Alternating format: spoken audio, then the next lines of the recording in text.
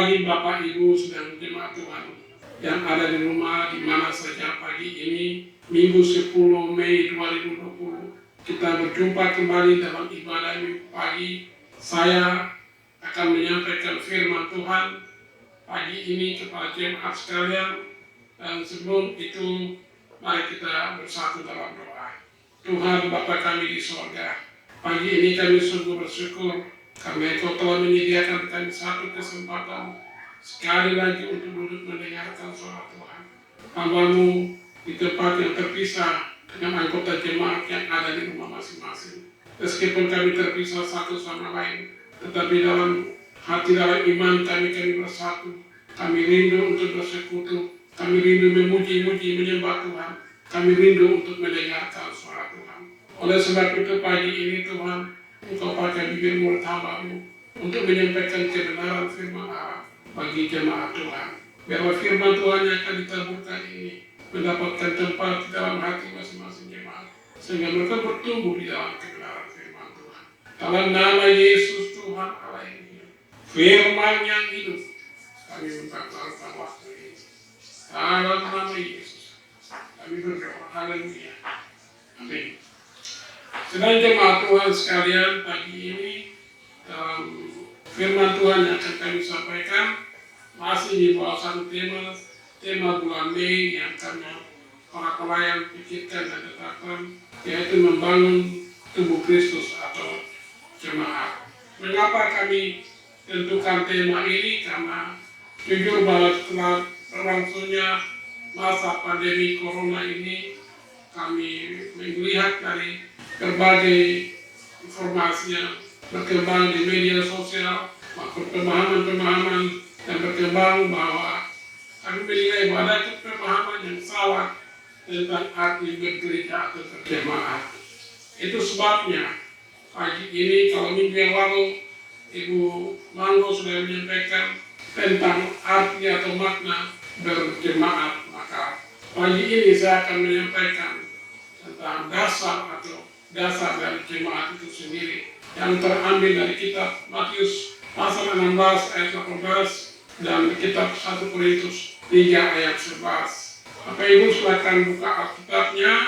Yang pertama dari kitab Matius pasal 16 ayat 18 dan yang kedua dari kitab 1 Korintus pasal 3 ayat 11.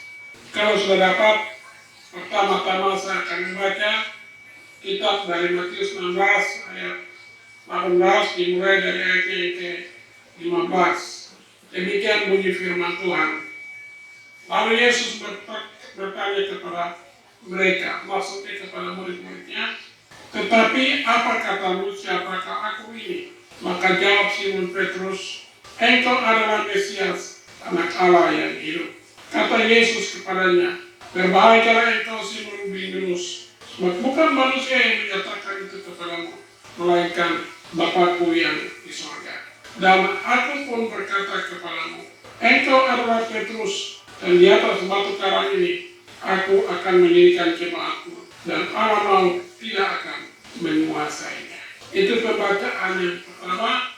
Dan kedua dari kitab 1 Korintus 3 ayat 11. 1 Korintus pasal 3 ayat 11. Demikian bunyi firman Tuhan, karena tidak ada seorang pun yang dapat meletakkan dasar lain daripada dasar yang telah diletakkan, yaitu Kristus. Saudara-saudara kekasih di dalam Tuhan, dalam khotbah minggu lalu, Ibu Wakil Gembala sudah menyampaikan apa makna daripada gereja itu. Gereja itu adalah persekutuan orang-orang kudus yang dipanggil keluar dari latar belakang yang berbeda-beda, dari kehidupan sosial yang berbeda, dari latar belakang ekonomi, bangsa, budaya yang berbeda-beda. Mereka dipanggil dari kegelapan, dari hidup di dalam dosa, dari hidup dalam pemberontakan terhadap Tuhan. Mereka dipanggil untuk hidup di dalam persekutuan yang dibentuk oleh karena penebusan dalam Kristus Yesus. Mereka telah meninggalkan cara hidup yang sia-sia, cara hidup yang tidak mempermuliakan Tuhan, dan bersatu di dalam Tuhan Kristus Mereka ini datang dari berbagai latar belakang yang telah saya sebutkan. Bapak Ibu yang dikasihi Tuhan, pertanyaan kita adalah, apakah yang menjadi dasar gereja? Apakah yang menjadi dasar dari sebuah jemaat? Hari ini kita melihat ada banyak denominasi gereja. Ada gereja Kemah Injil Indonesia, ada gereja Injil di Indonesia, ada gereja Baptis, Pantekosta, Betel, dan berbagai macam gereja yang ada di dunia. Tetapi satu pertanyaan mendasar, kira-kira apakah yang menjadi dasar dari sebuah gereja? Dari pembacaan kita tadi, dalam Matius pasal 16 ayat 18, Petrus mengaku bahwa Petrus menjawab pertanyaan Yesus, menurut kamu siapakah aku ini? Dan dengan lantang, Petrus mengaku bahwa engkau adalah Mesias, anak Allah yang hidup. Lalu Yesus berkata kepadanya, engkau adalah Petrus, dan di atas batu karang ini, aku akan mendirikan jemaatku. Bapak Ibu yang dikasihi Tuhan, Gereja Roma Katolik berpendirian bahwa gereja Yesus Kristus dibangun di atas Petrus sebagai dasarnya. Tetapi anehnya dalam buku An Inside View of the Vatican Council yang diterbitkan pada tahun 1870 menunjukkan bahwa 86 orang bapak-bapak gereja pada abad permulaan hanya 17 orang yang menganggap Petrus adalah dasar. Artinya bahwa Petrus bukanlah dasar daripada gereja Tuhan itu sendiri. Bapak Ibu yang dikasihi Tuhan, kita ambil ilustrasi untuk membangun sebuah rumah yang kuat, rumah yang bisa tahan dua lantai, satu lantai, dua lantai, tiga lantai. Orang harus membangun fondasi yang kuat. Fondasi menentukan kekuatan rumah itu. Kalau fondasinya tidak kuat, maka rumah itu pasti akan roboh. Itu sebabnya fondasi menentukan kualitas sebuah bangunan. Demikian halnya dengan gereja Tuhan. Dalam perjanjian lama telah dinubuatkan tentang Yesus sebagai batu penjuru atau batu fondasi. Di dalam Mazmur 118 ayat 22, di sana dikatakan Yesus Kristus sebagai batu penjuru.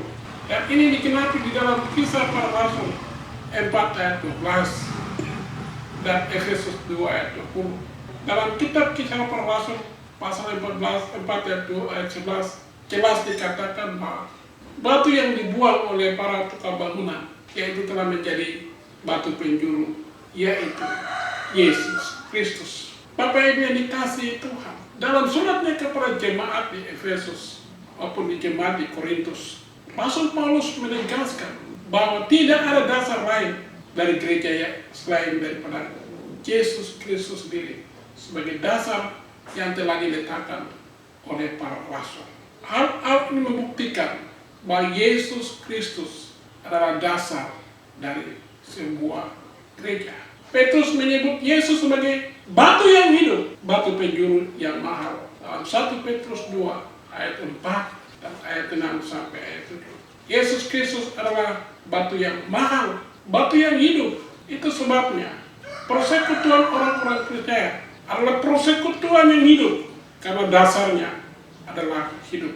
Itu sebabnya meskipun gedung gereja ditutup, tetapi gereja yang sesungguhnya tidak mati. Gereja yang sesungguhnya yaitu kita sebagai orang pribadi lepas pribadi tidak mati karena persekutuan itu, karena kita dalam diri kita ada Kristus yang adalah dasar yang hidup.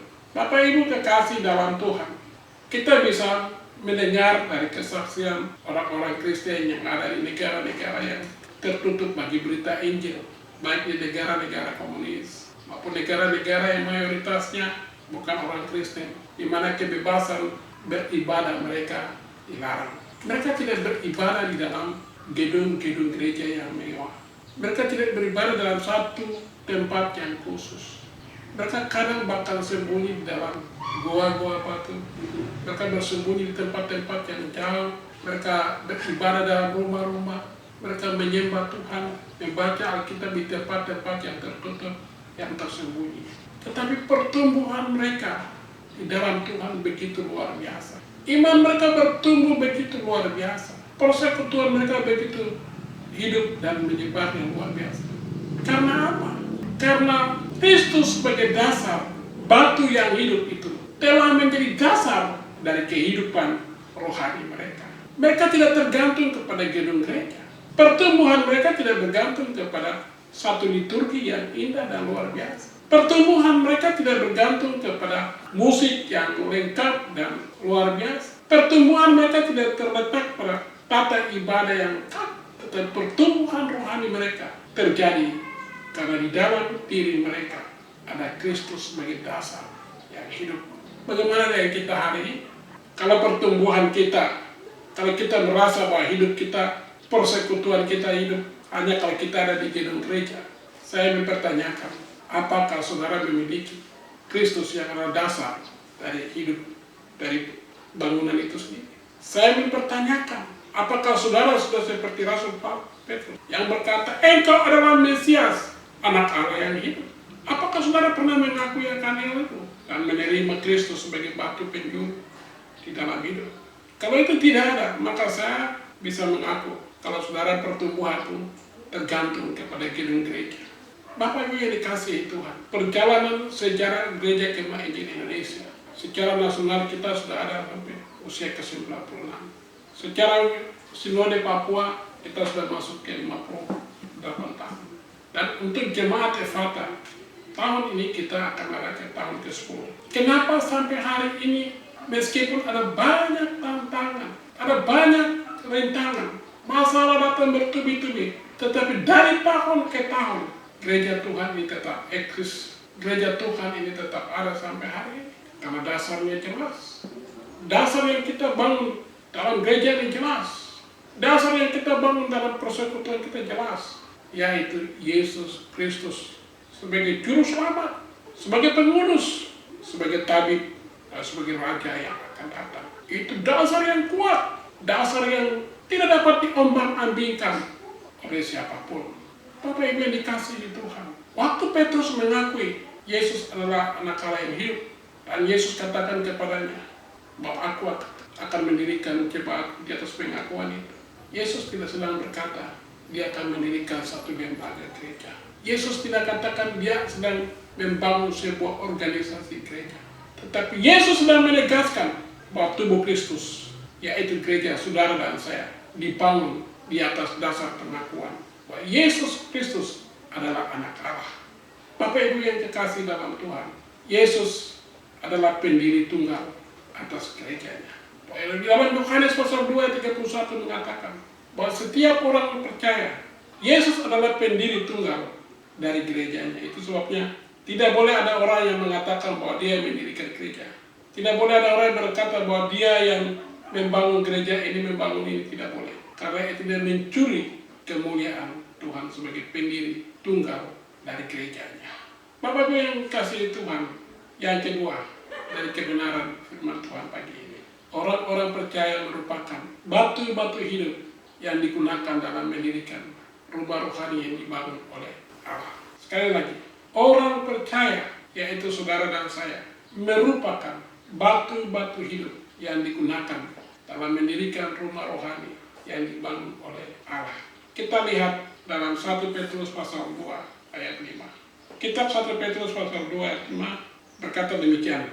Dan biarlah kamu juga dipergunakan sebagai batu hidup untuk pembangunan suatu rumah rohani, bagi suatu imamat kudus, untuk mempersembahkan persembahan rohani yang karena Yesus Kristus berkenan kepada Allah. Bapak Ibu yang dikasihi Tuhan, Yohanes pasal 2 ayat 31 berkata bahwa setiap orang yang percaya bahwa Yesus adalah Mesias anak Allah yang hidup, memperoleh hidup. Waktu kita keluar dari kegelapan, dari cara hidup kita yang sia-sia, waktu kita meninggalkan dosa, kita bertobat, kita menerima pengampunan dalam Kristus Yesus, kita menerima pembenaran yang dikerjakan oleh Kristus Yesus, maka sejak saat itu dalam diri kita telah ada Kristus yang adalah batu yang hidup. Itu artinya kita menjadi orang-orang, kita menjadi batu-batu hidup yang dia siap digunakan di dalam mendirikan rumah rohani yang dibangun oleh Allah. Dalam Yohanes pasal 14 ayat 12, Yesus berkata kepada murid-muridnya, kepada orang percaya, bahwa kamu dapat melakukan pekerjaan-pekerjaan yang lebih besar daripada pekerjaan yang telah dikerjakan oleh Yesus. Yesus berkata, kamu dapat melakukan pekerjaan-pekerjaan yang lebih besar daripada apa yang telah aku kerjakan. Pekerjaan apa yang bisa kerjakan? Misi Yesus jelas, datang ke dalam dunia untuk memberitakan kabar kesukaan, kabar keselamatan. Dia datang untuk memberitakan Injil kerajaan Allah dan menyelesaikan misi penyelamatan di kayu salib dan memberikan kita tugas untuk memberitakan Injil keselamatan. Dan pekerjaan itu yang dapat kita kerjakan hari ini. Kita memberitakan pekerjaan-pekerjaan Allah. Kita memberitakan keselamatan, penebusan dalam Kristus Yesus. Kita memberitakan Injil pertobatan. Itu adalah tugas kita untuk menghimpun bagi Tuhan satu imamat. Untuk membawa setiap orang dari kegelapan. Kita menjadi batu-batu yang hidup kepada orang-orang yang hidup dalam kegelapan. Kita bertugas menaburkan benih-benih Injil. Dan Allah yang memberi pertumbuhan. 1 Korintus pasal 3 ayat 6. Rasul Paulus berkata kepada jemaat di Korintus, aku menanam, Apolos menyiram, dan Allah yang memberi pertumbuhan. Tugas kita dalam pekerjaan membangun rumah rohani ini, kita menjadi batu-batu yang hidup, yang memberitakan kabar keselamatan. Bapak Ibu yang dikasihi Tuhan, dalam sebuah jemaat terdiri dari anggota jemaat yang banyak, tetapi kalau semuanya adalah batu-batu yang tidak berfungsi, maka percuma jemaat itu ada. Kita harus menjadi pribadi-pribadi yang hidup, yang memberitakan kabar kesukaan, yang terlibat dalam misi Allah untuk membangun rumah-rumah rohani. Itu sebabnya, waktu Rasul Petrus berkata kepada Yesus, engkau adalah Mesias, anak Allah yang hidup.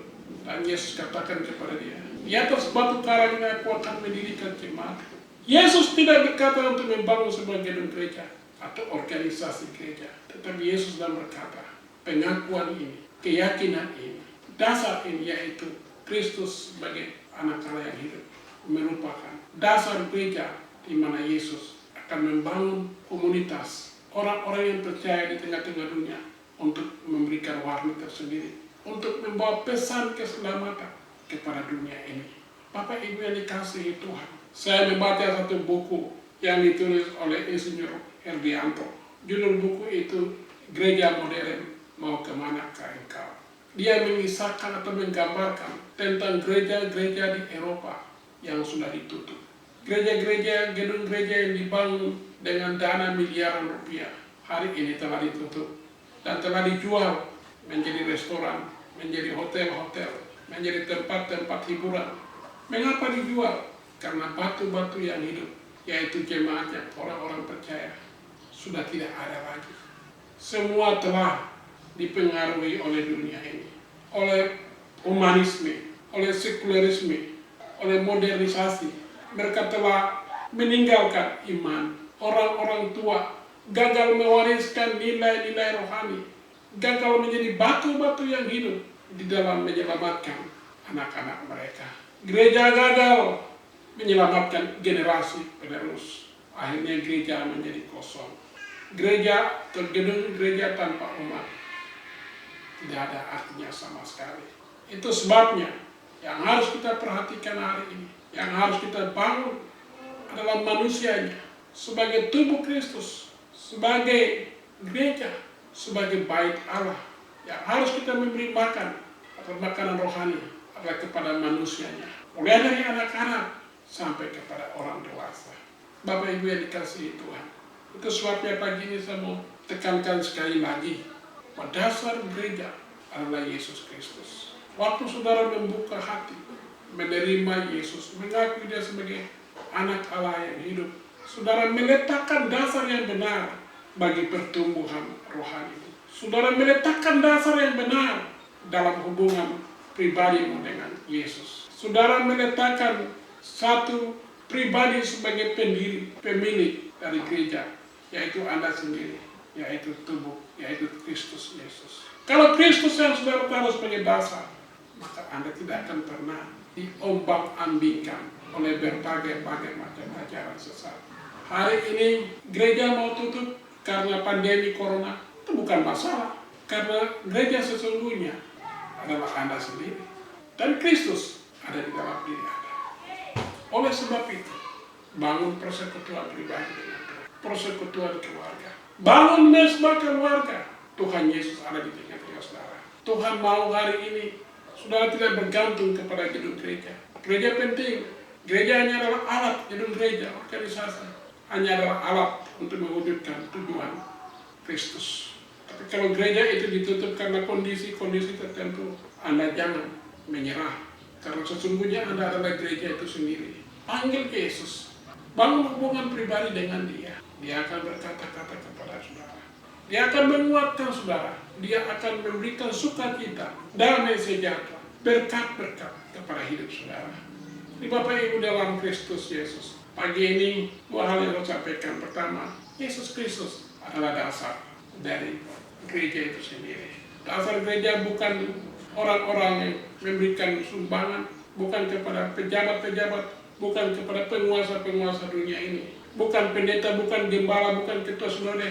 Dasar gereja adalah Yesus sendiri. Yang kedua, orang-orang percaya itu saudara dan saya merupakan batu-batu yang hidup yang digunakan di dalam mendirikan rumah rohani yang dibangun oleh Allah. Rumah rohani yang dibangun oleh Allah sendiri.